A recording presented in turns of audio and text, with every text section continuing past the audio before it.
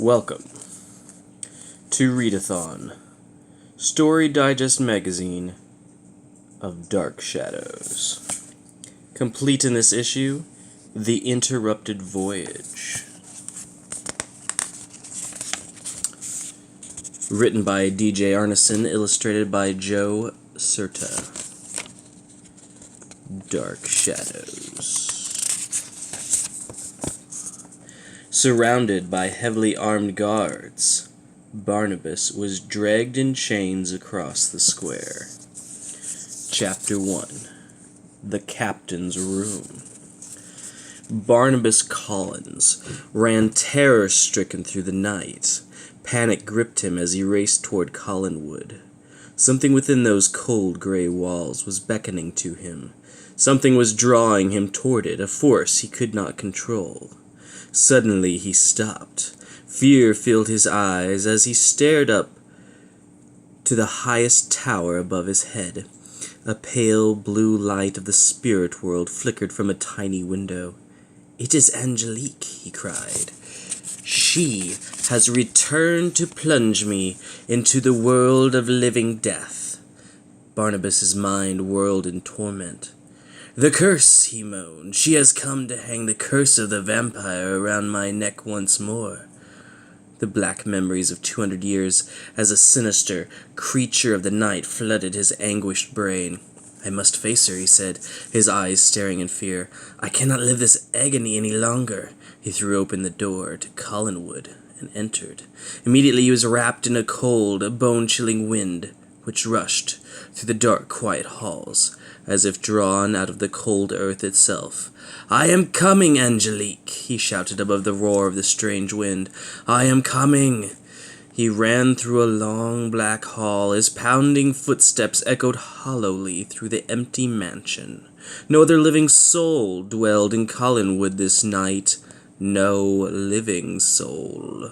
He raced up a musty, long, unused staircase at the back of the house. Cobwebs brushed his face and clung to his cape as he climbed higher and higher toward the tower and the room with the strange light.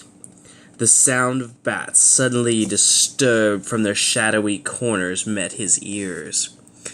Bats. The very creature he had once been. Now he despised them. He hated them and everything they stood for. No longer was he a victim of the deadly curse which Angelique had placed on him centuries before. He was free. As he climbed inside the high tower of Collinwood, the fear that his new freedom would be taken from him trembled in his heart. Angelique's power was stronger than his ability to resist. "I will not go on living like a hunted animal," he cried. "I would rather face you now, once and for all, rather than live like this, forever terrified that you will take my soul again."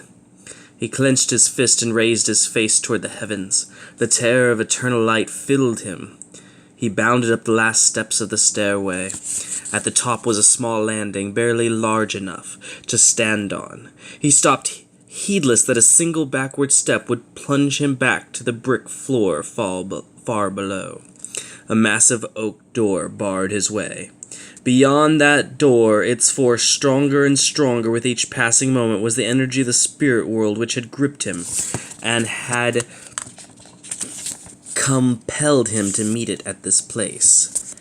"The captain's room," Barnabas exclaimed as he stared at the odd ship's door which confronted him. "The light is in the captain's room." Even as he spoke, the quiet blue haze filtered through the crack under the door into the black attic where he stood. Its ghostly glow covered him from head to foot. "I am here, Angelique," he called. "Do with me what you will. I cannot run from you any longer." White lightning ripped through the sky above Collinwood. The ominous roll of thunder filled the silence within the tower. Fright gripped Barnabas. Something stronger than he had ever imagined lurked behind the door to the captain's room. His soul shook on the precipice of infinity. "Can an even worse fate await me?" he cried. "Has she returned to plunge me into an even more terrible fate than that of living on the blood of others?" His hand paused motionless by the handle which would open the huge door and bring him face to face with the power which filled the room beyond. "I fear you with all my life."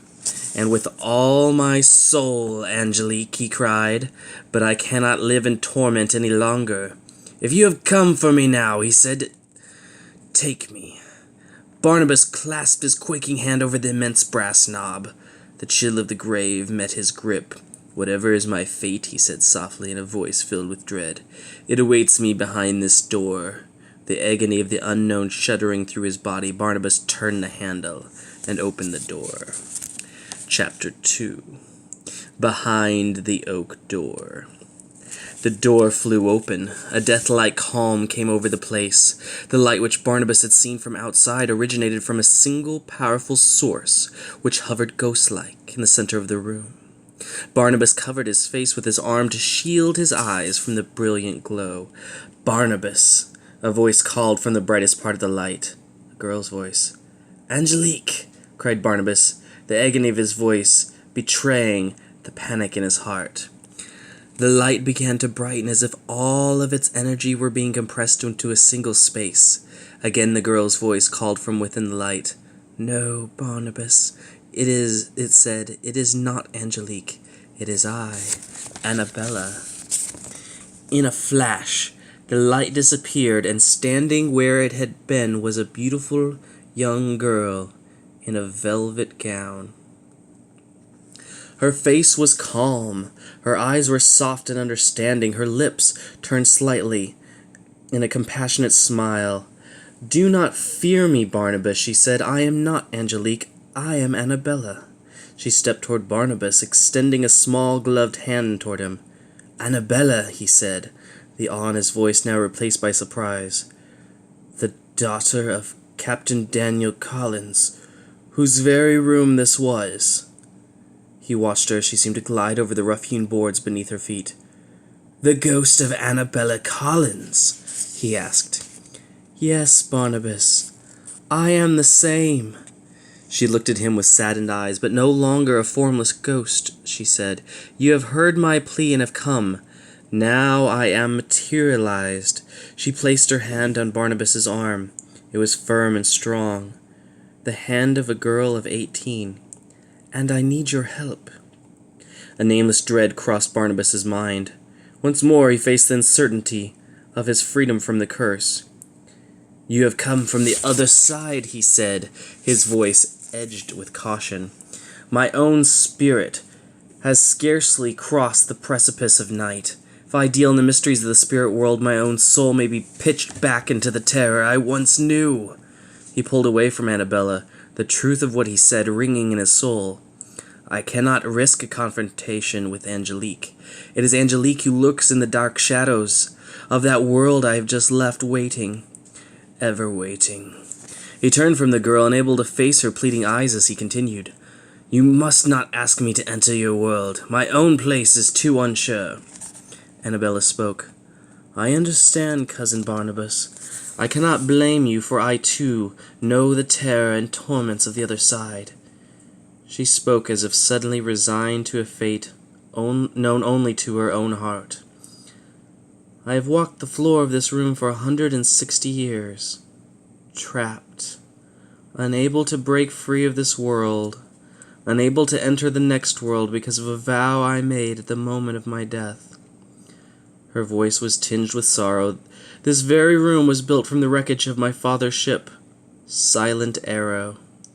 He built it with his own hands after his ship was crushed in a terrible storm, and I, among many, perished under the waves. Only he survived." Barnabas stared at the young creature before him who had endured such agony. "You have called for help for 160 years?" he asked. "And I am the first to answer?" "Yes," said Annabella, her voice drifting in sadness. "You are the first." For a moment Barnabas reflected to himself. Then he spoke. "Many have known of a ghost which haunts the captain's room, but none has ever known who you were." He thought for a moment. "I have heard your plea because I am of two worlds. The world of life," he paused, a shadow crossing his face, "and the world of death." He reached for Annabella's small hands, which she clasped together in front of her.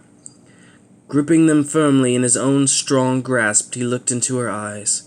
"Though it may mean my own destruction," he said, his voice filled with conviction, "I will help you." Chapter 3. The Unfulfilled Vow. Annabella's eyes brightened for the first time in over a century. Hope filled her youthful face. "Oh, Barnabas," she said, her voice gay with delight, "you will help me, you will." "Yes," Barnabas answered, his own voice still tinged with the knowledge that whatever task he might now embark upon would most certainly bring him face to face with Angelique and her black arts. "I will help you." Then, as if pushing aside any thoughts of his own safety, he looked deeply into Annabella's young face. "But first," he said, "you must tell me how." He turned, pointing to the odd room which he and his long-dead cousin shared. "The captain's room," he said, "was known to be haunted, but nobody has ever known why. Only you can answer that question, Annabella. Only you." Black memories chilled Annabella's voice, and her eyes seemed to be looking into some far, distant place as she began to speak. "The day which was to be the happiest day of my life," she said sadly, "became the day of my death. I was to be married to Michael, my beloved. Our wedding was to be in Michaelstown, Salem." A chill came over Barnabas at the sound of the name of the dreaded city of witches. Annabella spoke faster and faster. The words flew from her mouth as if rushed by some terrible tragedy. "Father and I were sailing to Salem from Collinsport on his ship Silent Arrow. The wedding was to be that afternoon," she shuddered. Grim scenes of disaster flashed through her troubled mind. A violent storm came up. A man was thrown overboard. Father turned Silent Arrow to try to save him, but he was lost. A terrible wind struck. For a moment, the gallant ship was out of control. Annabella's eyes were bright with terror as her last day alive on earth poured from her troubled lips. In that brief moment, the Silent Arrow struck the first jagged rock of the Reef of Sorrows. She went on. Her rudder was ripped from her. She pitched headlong toward the reef. It was too late to do anything. In a minute she was gone forever, sunk beneath the waves of the Reef of Sorrows. As if relieved by its telling, Annabella's voice became calm, serene. At that moment she sighed. "I died." Barnabas listened with astonishment as he stood on the very planking of Silent Arrow's deck, salvaged from the sea by Captain Collins. The room itself seemed to recall the events of Annabella's grim story. His heart beat with a compassion for his cousin who had suffered so terrible a fate. "But why," he asked at last, "why have you been doomed to walk the deck of Silent Arrow as a ghost? Why have you not been granted rest?" Annabella lifted her gaze to meet his. "On that day, Barnabas," she said quietly, "as Silent Arrow was being crushed on those rocks, I saw something in the black clouds which boiled above us. Then, as if transported back to the time of the wreck, Annabella's voice began to cry out in agony. She looked upward towards some unseen skies. A light shined in the heavens, she said, a strange bright light. Her eyes were fixed on a spot in the vision of her mind. It was Michael's spirit. Michael was waiting for me in Salem. He saw the storm. His love for me was so great that his very soul flew from his body to find me, to guide me to him." She clenched her hands over her breast. "I called to him, but he could not answer. I cried out, but he could not hear." She whirled, sudden anger filling her face. I was helpless, doomed to die an early death. I cried out for justice, but even as the water began to swirl around my feet, I knew there was no justice that day. She pointed to the ceiling of the captain's room, as if the black, stormy skies still filled the heavens above her. Her voice softened. "I made a vow," she said, as peace returned to her face. "I made a vow that I would wait for Michael. I vowed that my spirit would not rest until Michael's time should come, and he would join me." She looked into Barnabas's face. "That, cousin Barnabas, is why I have dwelled within these walls a restless spirit for these many years." Barnabas had listened eagerly, but now he was confused. "I know of many such vows," he said. "Many souls have walked the earth, waiting for a loved one, but rest comes to all of them." Suspicion of what was to come entered his heart. "But you have had no rest. Why have you continued to walk the earth? Why were you and Michael not reunited when his time came and he passed over?" Annabella answered in a whisper, "Michael has not crossed over, Barnabas.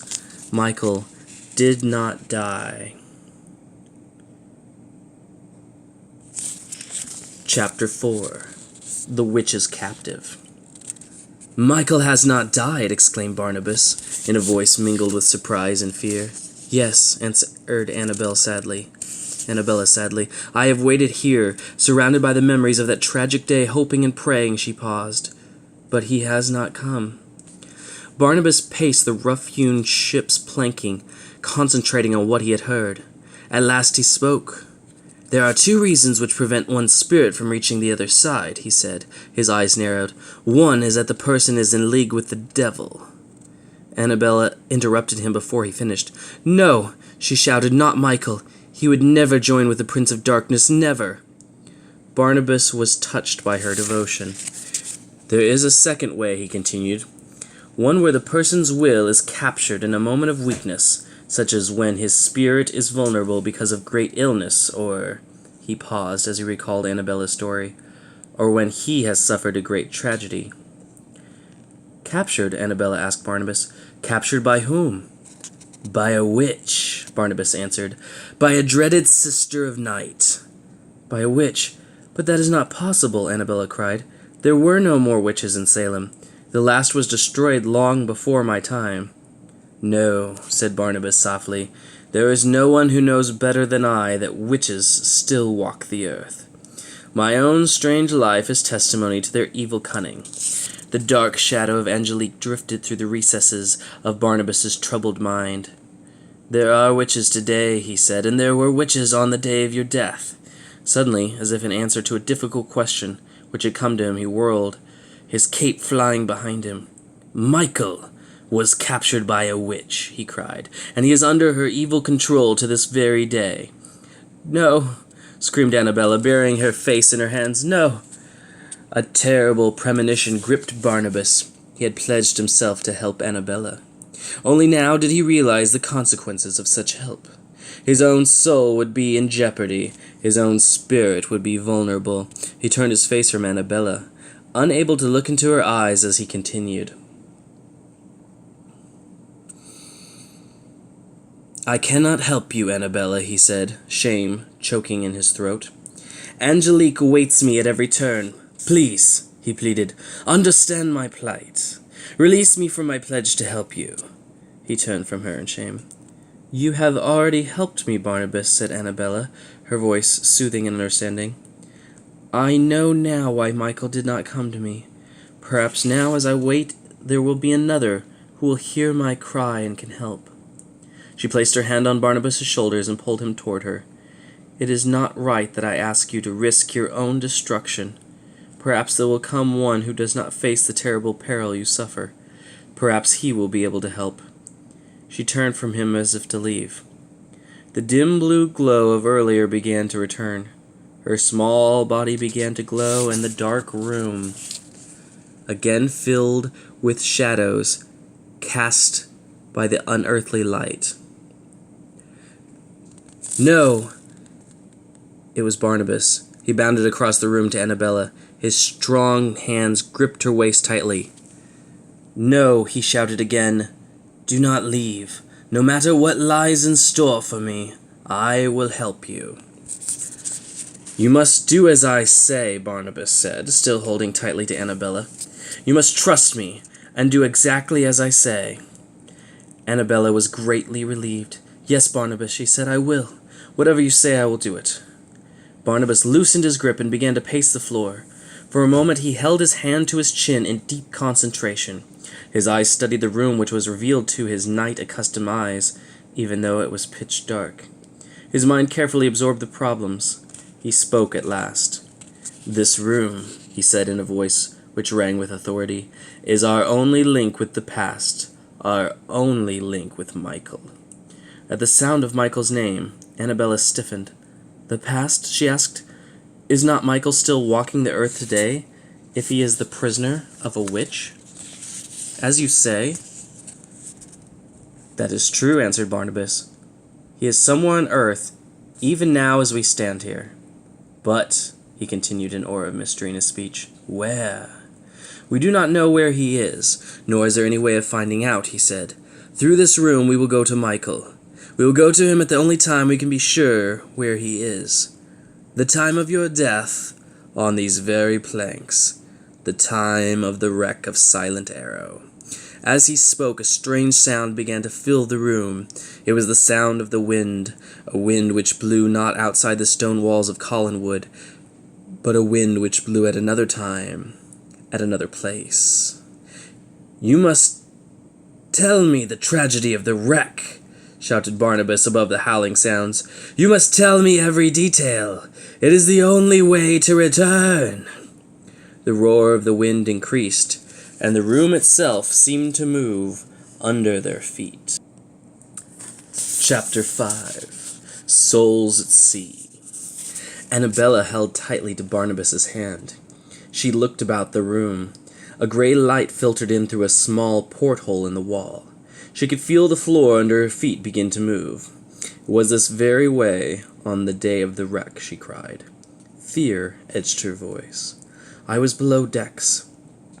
Father had sent me here because of the storm." With each sentence, the wail of the wind increased. She had to shout louder and louder to be heard. "I was frightened. It was my wedding day, and I had the terrible thought that I would never see Michael again." She shuddered. She could not go on.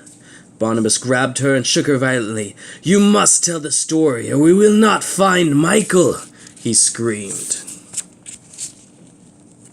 The room pitched and tossed. The gray light flickered through the porthole.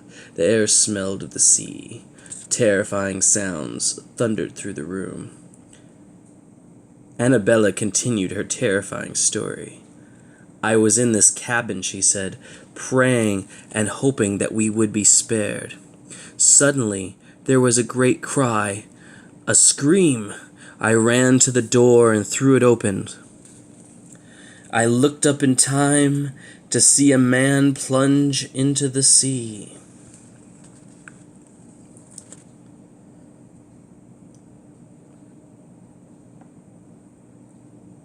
From the topmost rigging into the sea, his terrible cries disappeared the instant he struck the water. I went onto the deck. Father whirled the wheel, and the ship began to turn into the wind. The howling sounds screamed through the air. Annabella's shouts could barely be heard. Suddenly the ship bolted, she continued. It had struck something. I turned to Father. The wheel was dead in his hands. Silent Arrow had lost her rudder. All aboard had lost their hope. The howling wind died briefly, and the pitching floor beneath them smoothed its tossing motion. Then, just as she had described only seconds before, a fearful shriek ripped the air. Annabella's face turned white. "The man!" she cried. "He has fallen!" Before Barnabas could stop her, Annabella ran to the door. Pulling against it with all her strength, she forced it open. In the gray-black light which entered the captain's room, Barnabas could see the pitching deck of Silent Arrow. They had crossed over into another time. They had gone back into history. Barnabas dashed to the open doorway. Annabella had already run onto the deck and was standing amid the thrashing lines and falling timbers which shook loose from the high rigging of the ship. On the quarterdeck, his beard flecked with spray and his eyes staring straight ahead, was Captain Daniel Collins. "Father!" cried Annabella as she ran to his side. "Father, it is I, Annabella." The captain didn't speak. He didn't move. He held tightly to the wheel in his hands. It was dead. The ship was out of control. Annabella stared at him for an instant and then, as if recalling a distant sadness, raised her eyes to the heavens. There, high above the pitching bow of the ship, was a bright white light. The light of Michael's spirit searching the waves for his loved one. "Michael!" she cried over the screaming sounds of the storm. "Michael!" Peace suddenly came to her face as she remembered what she had already experienced before. She crossed her hands over her breast and gazed intently at the light. "I shall wait for you, Michael," she said. "I shall wait for you forever." Barnabas leaped to the quarter-deck. An instant before he had seen an immense spar break loose high above them. It plunged toward the deck, trailing long, whip-like lines which cracked and snapped as they fell toward the lonely figure of the girl who stood waiting for the agony which would come. "Annabella!" cried Barnabas as he ran across the narrow deck toward her. "Look out!" As he shouted, he leaped at her, striking her hard with his shoulder. She fell to the deck. At the same instant, the falling spar crashed onto the spot where she had stood and tore into the depths of the ship. Before he could speak, a flashing rope, caught by the falling spar, skimmed over the deck like a tormented reptile, and wriggled around his cape, ripping him from the deck. It dragged him headlong toward the edge of the ship. Whipped as if by a giant's lash, Barnabas' body was hurled against the rail. The rail gave way, shattering as Barnabas flew from the ship into the boiling sea below. His head disappeared beneath the waves. Barnabas felt himself being dragged deeper and deeper into the water by the heavy line which was wrapped around him. He fought to free himself, but there was no time. He was drowning. "I have failed," he thought in the flickering instants of consciousness which flashed through his mind. "I have failed to help Annabella, and I have failed myself." In the recesses of his mind, an evil form began to take shape. It was Angelique.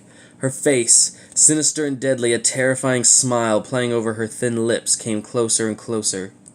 "You will soon be mine again, Barnabas," she said, her eyes glowing red with the fires of the underworld. "I have waited, and now I will be rewarded." Barnabas fought to force her from his mind, but he could not. She came closer and closer, her evil grin looming larger and larger in the dimming vision of his mind. To die here would mean the loss of his soul once more. This time forever. Angelique, ever waiting, would take his spirit as he died, and would never let it go again. "I must not die," he thought. "Not now, in a time when my soul can be taken by Angelique." I must not die, he anguished as his lungs cried out for air, his head pained with the bitter stabs of near death. "I must not die," he thought. "Not now, in a time when my soul can be taken by Angelique." With a strength known only to those on the verge of death, Barnabas tore the snaring ropes from around his body and pulled himself free. Thrashing madly at the water which engulfed him, he groped for the surface high above. "I cannot die now. I will not die now.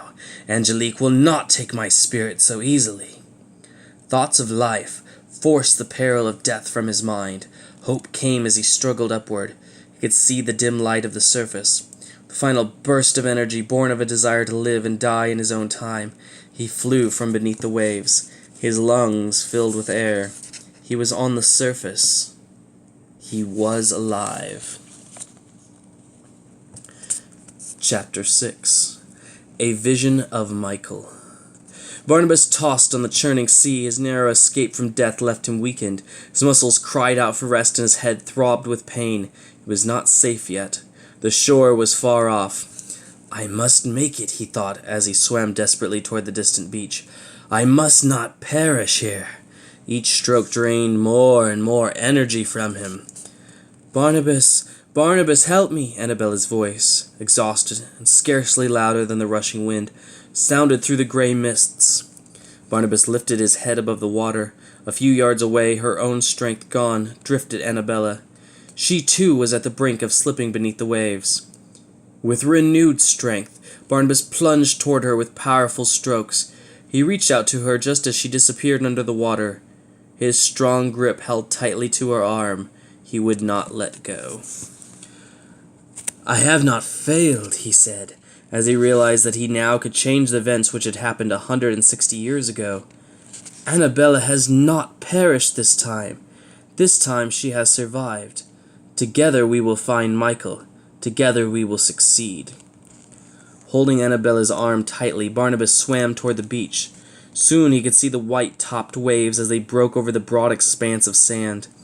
"Only a short distance more," he said, encouraged as each stroke pulled him closer and closer to the beach. "Soon we will be safe." At last, his reserve energy nearly gone, Barnabas lowered his feet through the water. "I am standing on the bottom," he shouted to the nearly unconscious girl in the water beside him, digging each step firmly into the sand beneath him. He struggled against the ebb of the waves which threatened to wash them both out to sea again. Finally, with Herculean effort, the two survivors reached the beach. They had found the safety of a distant shore in a distant time. For the moment, they were safe. For a long while, Barnabas and Annabella lay on the sand as a warming sun broke through the clearing skies. The wind died away. Silence again blessed the air. Barnabas sat up. At the water's edge he could see the first bits of wreckage from Silent Arrow as they bobbed ashore from the sunken wreck beyond the reef. "The very boards to be gathered by the captain," he thought to himself. "The planks he will use to build his sorrowful retreat in Collinwood." He turned to Annabella as she stirred on the sand beside him. "Barnabas, is that you?" Annabella's voice was frightened and weak. The terrible tragedy had sapped her of her strength. "Yes," he answered. "Do not be alarmed. We are safe." He helped her as she lifted her frail body from the sand. Silver glint caught his eye. He stooped over to pick up his silver-headed walking stick. It too had reached the safety of the beach. "Look!" cried Annabella.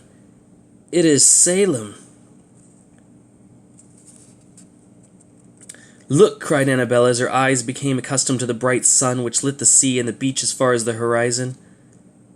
She pointed into the distance with an upraised arm. Lying low over the craggy shoreline was a church steeple.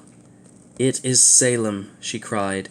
"There is the church where Michael and I were to be married."